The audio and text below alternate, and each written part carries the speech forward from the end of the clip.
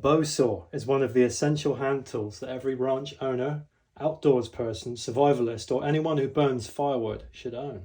It's an off-grid essential.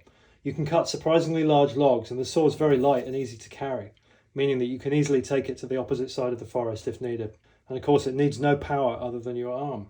I've got great memories of my dad in the 70s cutting up huge piles of fallen branches with nothing more than an axe, an ancient rusty old 3-foot bow saw, and a sawhorse, which was essentially 2 wooden X's held together with cross beams. The log is laid across the horse and sawn, and then it's moved along in order to make the next cut. A good bow saw should last a lifetime, and I feel confident that this FISKARS saw will outlive me. If there's one question you should always ask when buying a tool, it's just that: will this tool last a lifetime? There's a plastic hand protector here, which is actually detachable. If you unclip the blade, you can take it off. This protector here is to protect your hand against knocks against the wood. But if you're more of an experienced user, you may not even need that. But aside from that, it's all metal construction, as it should be. I've had this one for a couple of years now, and it's doing absolutely fine. I can't imagine breaking it or needing to replace it for any reason. So with one of these and a pack of blades, you're all set for years. These days, people just buy new blades, but in the good old days, a blade was a precious item, and you could take them to a hardware store or a blacksmith to get them sharpened and set. And they would sharpen each tooth manually with a hand file. And getting them set, if you look closely, you can see that the teeth are set left-right in sequence. They would reset them and make sure that the pattern is even. And this overall makes for an easier, smoother cut. It prevents the blade from sticking because the actual cut ends up slightly wider than the main part of the blade. A pack of blades shouldn't be more than a few bucks, but I'm still on the original blade from when I bought the tool. So I'm going to take one of these 8-inch oak beams. Well, it's actually 7.5. 7.5 by 3 3/4. I'm going to take one of these outside and attack it. Now, this is seasoned oak. This is extremely hard wood. This is as hard as anything that you're ever going to cut, I would imagine. So you should lay your log or your piece of wood somewhere that the piece being cut is overhanging, and ideally either clamp it in place or hold it firmly. So when you're cutting, you don't want to use massive amounts of downforce or really be leaning on the saw too hard. Let the saw do the work. Just angle the saw down slightly and make patient, smooth cuts.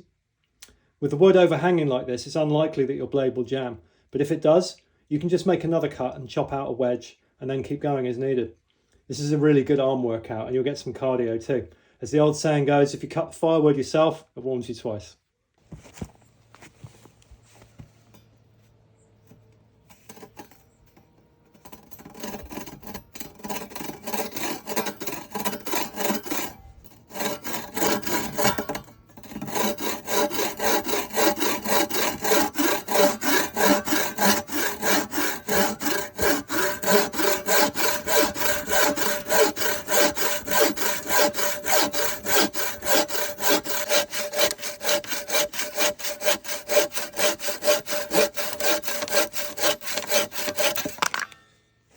Too close to the engine. It doesn't saw in a very straight line, but that's okay, because the kind of work that you use this saw for normally, straight lines don't matter. It's just getting through the work. That was really a workout. So you can see the saw had no problems with it at all. How's the blade? That feels absolutely just as sharp as it did before I began, as I would expect.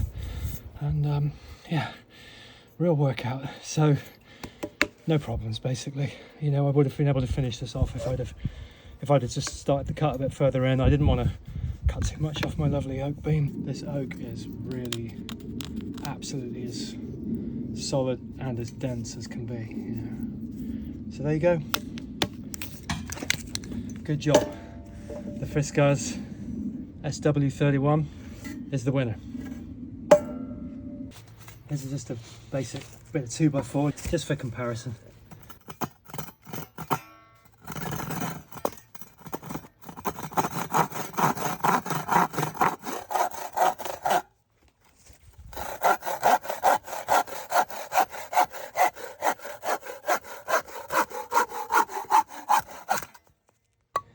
So you can see that it makes a rough sort of a cut, but that's okay. I mean, you're not going to be using this obviously for finished carpentry. You're using it for chopping up log piles and but maybe for breaking down scrap wood that you need to cut down to size. You know, you could obviously go through, you know, whatever type of wood you need to. I mean, if it'll go through an oak beam like that, then it'll go through pretty much anything.